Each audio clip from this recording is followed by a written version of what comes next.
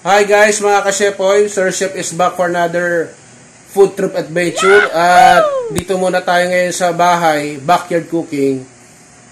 Di ba nung nakaraan, meron kasi tayong pinuntahan, no? Yung sa may RFC, yung kinain ko na yung overload na cheese. Ngayon, naisip ko, gawa tayo ng ganun na version ko naman, yung easy recipe. So, tara, pakita ko sa inyo.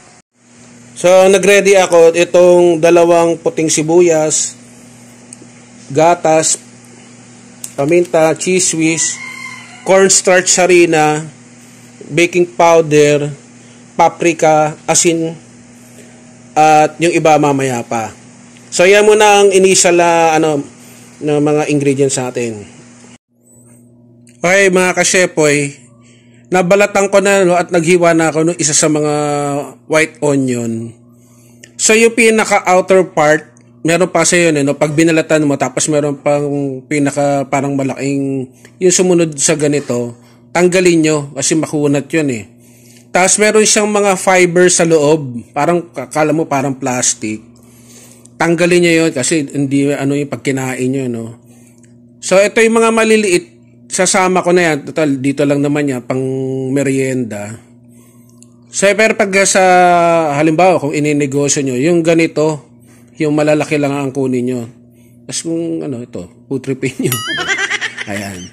So, ito, babalikan ko kayo, meron pa ako isang babalatan para mamaya, magluluto na tayo. Bale, ang gagawin ko pala, yung version ko ng, paano gumawa nung cheese sauce, yung pang sausawan, yung dipping cheese sauce, no? At, yan, gayahin nyo. Diyan muna kayo. Okay guys, so nag-ready ako dito ng cornstarch at saka harina. So, isang cup ng harina, dalawa sa cornstarch. Tapos, lagyan natin ng asin. Yan. Sakto lang, magkalasa lang kasi baka umalat. Gagawa tayo ng cheese sauce mamaya. Tapos, paminta for added flavor at saka syempre yung texture makita, no. Then, lalagyan natin ng paprika. Yan. So, yan. Tapos, mekis-mekis natin. Yan. Bibigay ng dagdag na lasa yan. Dagdagan pa natin ng isa pa. Tak tak tak tak. Ayan. Tapos pampagana, konti lang, at ayaw nito ni Kuya. Ayaw niya ng maanghang. So level up natin ng konti. Lagyan natin ng ano ba 'to? Cayenne pepper. Yan.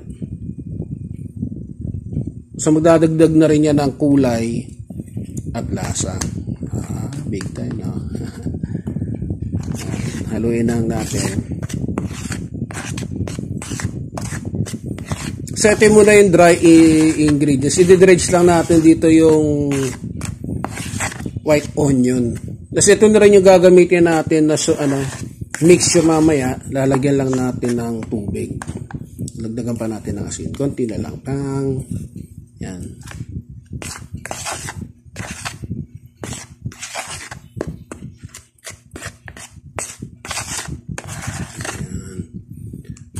Ayos, gid. Wait lang. So guys, ayan, nyo lang doon sa flour, no, yung butter na yan. Ayun yung ibang nagawa ko. So balikan ko kayo mga ka-chef, at least nakita nyo kung paano ko ginawa. Ganyan lang. Kasi mamaya prito na tayo. So guys, ay na-dredge ko na yung white onion doon sa dry mixture dito. Okay lang naman na may excess kasi itataktak naman yan bago natin isaw-saw dito mamaya. So gagawin na natin tong mixture, no. Lalagyan natin to ng tubig. So pakita ko na lang sa inyo mamaya. So guys, ito na yung yung mixture. So tatansyahin nyo lang kung halimbawa na medyo parang malabnaw, pwede nyo naman dagdagan uli ng cornstarch.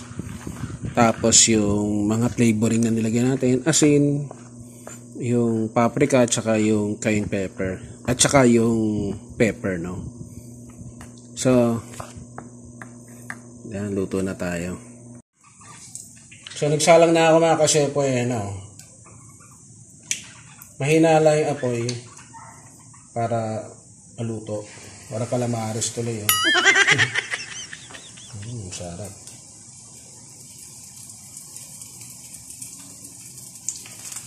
Ganda. Wow.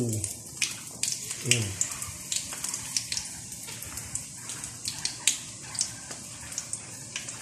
Ang galing mga kasepo yun. Ayos. Parang tempura lang. Ang galing.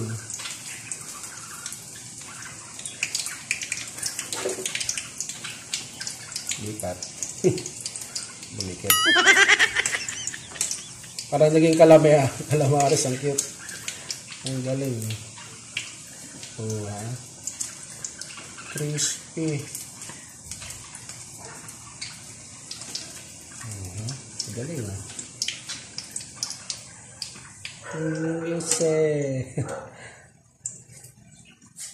Matrabaho lang siya, pero labor of love ang mangyayari, no? Kumbaga talaga mai-enjoy nyo yung pagkain kasi pinaghirapan. So, unti-unti lang para mabantayan tsaka hindi masunog, no? So, lutuin ko lang to. Balikan ko kayo mamaya. Out. So, guys, ito. Nakaluto na ako. Pero pang malapit na tayo. Uwi na kasalang. Labor of love din pala to. Mahirap pero sigurado matutuwa yung mga mahal nyo sa buhay pagkakakain na kasi. Dumami. Mabusisi lang. Pero masarap. Okay guys, so nakaluto na ako ng onion rings. Gagawa naman tayo nung easy na cheese sauce. So mahinang apoy lang yan. Maglagay tayo ng butter. Ayan. Mahina lang yan. Tapos, hayaan lang natin.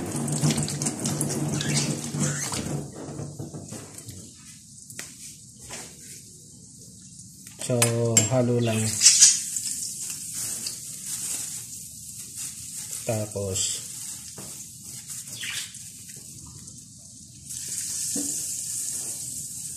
mag-ano na tayo ng flour.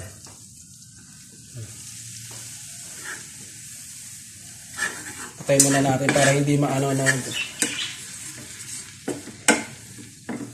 Yan. Kontrol niyo.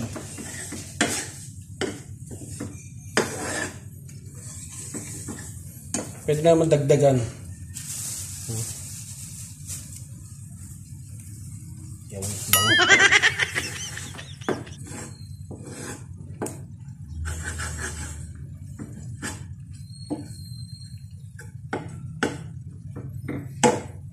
Gradual lang para hindi masunog o papatay-patayin nyo.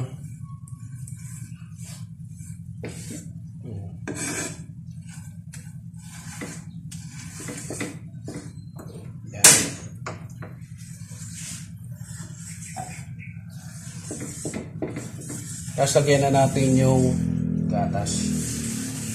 Kung meron kayong fresh milk, okay lang din. Tunawin lang natin.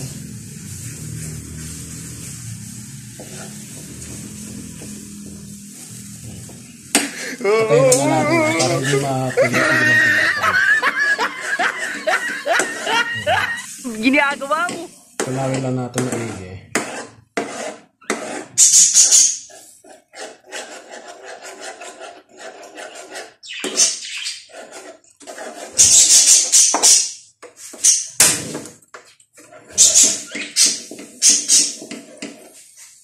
Pwede rin gumamit na tayo ng kutsara.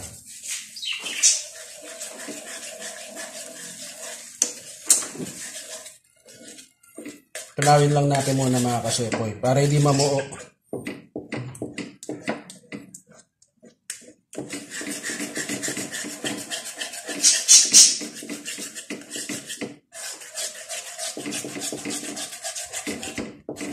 Pag ganito na namumuo, pwede maglagay kayo ng, kasi ayan, nagtuturta.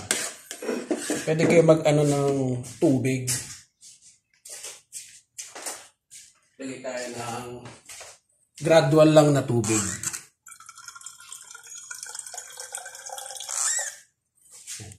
Kasi nilitan ko lang yung gatas eh. Kung gusto nyo yung malaki, okay lang din.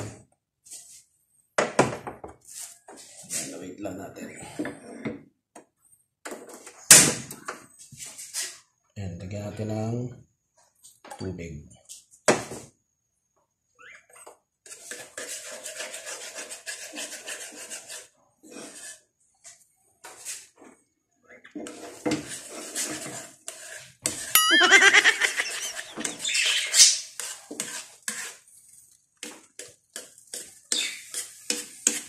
Pag hindi nakuha ito sa lettuce, meron naman tayong blender.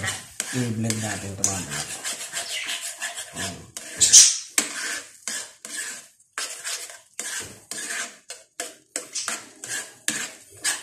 So, babalikan ko kayo mga kasepoy pagka out muna. So, ayan guys, nakita nyo. Masarap pala eh. No? Masarap yung lasa kasi doon sa butter. Ayan okay na yung consistency niya. So, babalik ako, ilalagay ko na yung cheese whiz. Okay guys, kung makakabili pala kayo ng mas malaking cheese whiz, mas maganda. Para hindi na hassle. Ito kasi maliliit yung na pabili ko. Kaya pinatay ko muna yung apoy para hindi siya mamuo. At saka siyempre, hindi mamuo at masunog. No? So, pinatay ko muna. Kung halimbawa na habulin nyo lang sa halo. Tapos, kung halimbawa namumuo, pwede nyo naman gradual na lagyan ng tubig. Hindi naman siya tatabang kasi may cheese. Tsaka yung lasa niya dahil doon sa bata. Tinikman ko kanina, wala pang cheese. Masarap na eh. Lalo na ito, nilagyan na ng cheese. So, ito yung isa sa easy recipe. Meron nga hindi na niluluto. Nakatulad itong sauce na to. Sa susunod, tuturo ko sa inyo yung hindi na kailangan gumawa ng ganito. Yung din parang niluluto pa.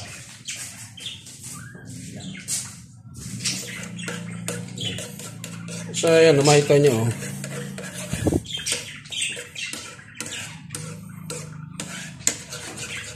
Pagka ganyan, pwede naman lagyan uli ng tubig. Konti lang. Ayan. Ayan, konti lang. Pangit naman yung namumuo.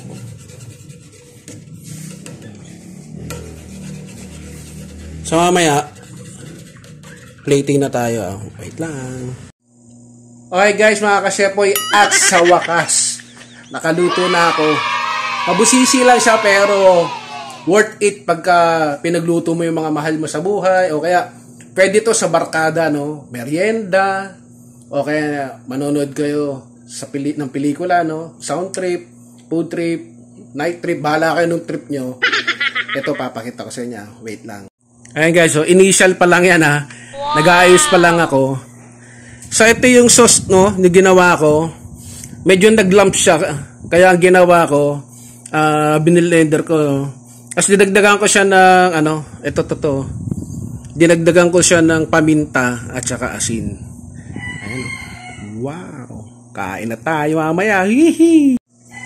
So guys, wala kasi ako nabili yung nacho. Meron na nabibili kasi na nacho. So ito na lang binili ko. Bahala kayo kung anong gusto niyo, Jack and Jill. Baka naman, Ayan. Dalawa yung binili ko. Pero doon pala sa ginawa ko, jump pack na siya, So, yung kakainin ko na lang siguro yung yung Nova. Ayan. So, balikan ko kaya ayusin natin, Hahahay. Guys, paano ba yan? Oh my God! Ayos, no? Wow! Tapos, ito yung cheese na ginawa ko. Pakita sa inyo. Oh, yan, oh. Wow! Ginaya ko na yung nasa RFC, oh. Yahoo! Sakto. Diba? Wow! Oh yes, bago tayo bumogchi ng merienda. Ayos. Proud ako. First time ko ginawa to guys, pero ting ting ting. Ayos. So pasalamat mo tayo sa Panginoon. Panginoon, sa pangalan ni Jesus, salamat po. Amen. Tara, let's go. Pero bago yun, takamin ko muna kaya. Guys, so, paano ba yan, no? Sana all. Hi guys, ginaya ko muna yung ibang mga vlogger, no, para makita niyo, no? Bago na naman stylist shop, no? So, ang wala lang dito guys, yung chicken poppers, wala kasing manok, pero kung yun, no? So, shoutout nga pala doon sa everything but cheese, no, yung sa RFC, shoutout sa inyo. At sana nag-subscribe kayo para i-promote nyo rin yung doon sa store nyo, no? So, ito yung version ko. So, dito nga pala sa ano, yung onion rings, di-double fry ko para talaga lumutong. So, first bite na tayo, mamaya na yung kwento. Sausaw sa homemade cheese. Oh, yeah. Pwede.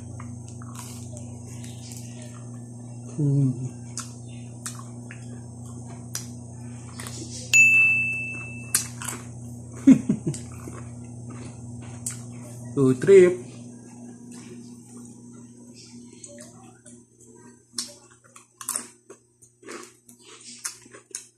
Up.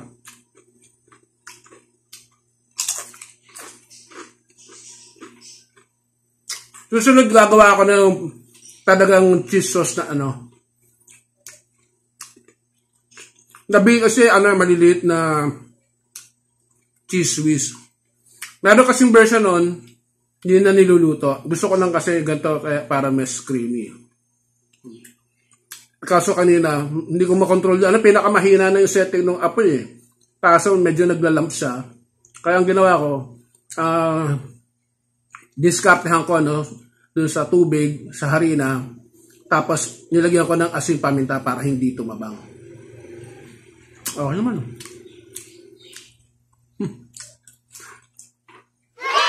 Very good.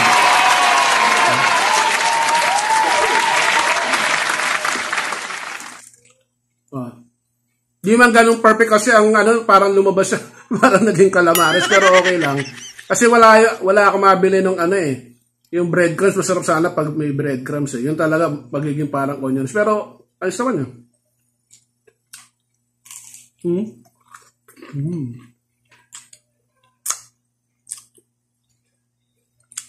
Kalimutan ko na magpabili ng soft drinks, pero yahoo! Solo flight yun.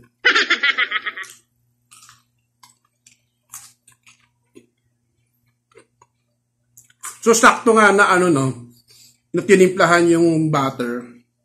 Pero hindi naman kumagat yung yung sabi mo, yung nilagay ko na maanghang. Yung cayenne pepper at saka yun. Kulang pa nga kasi hindi siya naging brown. Ito yung light pa rin. Pero, okay yun.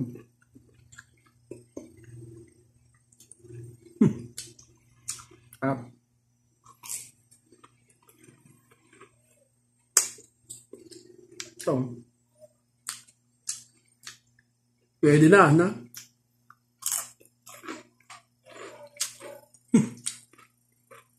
Binabahan ko na yung upuan para ma-highlight tong pagkain. So, obvious, hindi ko maubos to at tandaan nito. So, sa mga hindi pa nagsasubscribe, please subscribe. At kung nag-subscribe, like, comment, o gusto nyo magpa-shoutout, greetings. At pa po kayo nag-subscribe kayo, hit the notification bells. Pakilagay po sa all para absuhan kayo ng YouTube channel pag meron akong bagong video. Naamoy ng aso ka na naman yung ano. Ito, yung kinakain ko, lumapit. So, tignan muna kayo ha. Bye-bye! Yeah, peace! Tawel!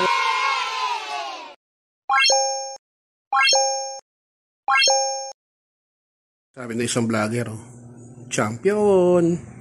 Bye-bye mga kasepoy!